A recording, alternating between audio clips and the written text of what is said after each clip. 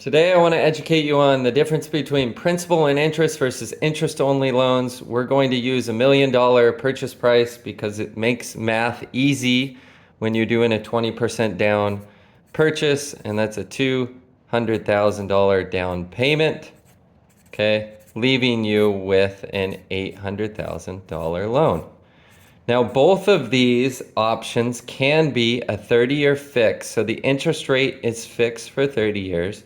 The interest only gives you an option to pay interest only for the first 10 years for this particular product. Now, there are 40-year interest onlys, meaning you have 10 years still to pay interest only, but then you have 30 years to pay the rest of the loan back versus on a 30-year, you only have 20 years.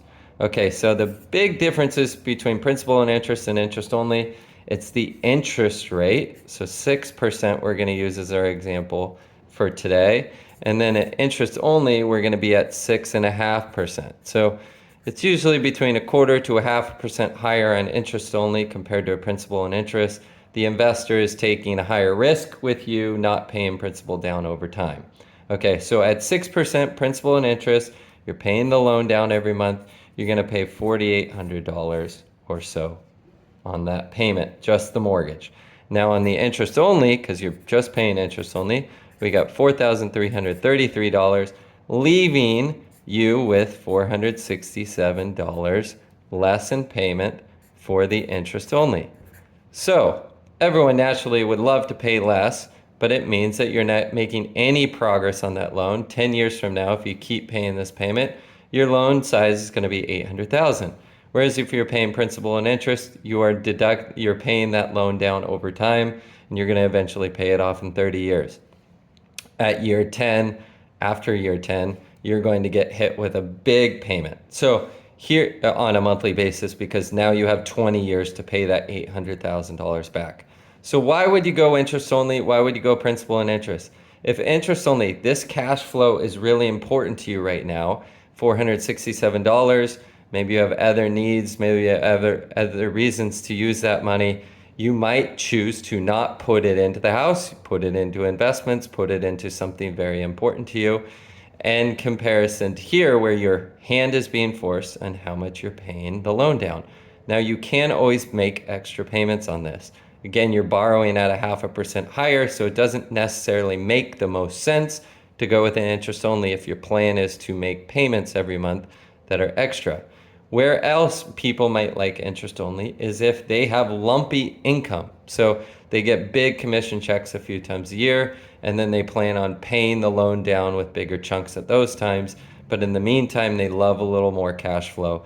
That's a very nice avenue or consideration to use an interest only product. Or if you're an investor and you're wanting cash flow to be the highest purpose instead of paying the loan down, an investor might really like interest only. Other than that, you must understand that you have to qualify for either or both. Interest only is a harder one to qualify for because you're needing to qualify in a 20-year term, okay? So to qualify for interest only, it's 20-year term. Usually when I see people choose interest only over principal and interest, they have a shorter period of time that they plan on holding this loan. Maybe they're betting on interest rates coming down and eventually refinancing into a principal and interest payment in the short term at these higher rates. They like to keep cash flow. That's usually the biggest reason for that. Or again, they have better plans for this $467 per month. For instance, they feel like in the markets they can make 7% on their money, 8% on that money instead of putting it into the house. So there's many different details that we're not discussing here, but important just to understand that principal and interest, you're making progress in paying the loan down. Interest only, you're keeping the money outside of the house with a slightly higher interest rate to have that convenience, and then being able to use those dollars for elsewhere. We aren't using interest only because we can't afford these payments, okay? You would not qualify. It's purely an economics, financial decision for those that have the money to qualify for both and feel like this money is going to be served elsewhere. Let me know your comments and or questions in the comments below, or DM me. I'd be so happy to discuss this at further length over the phone or online. Hope it's helpful.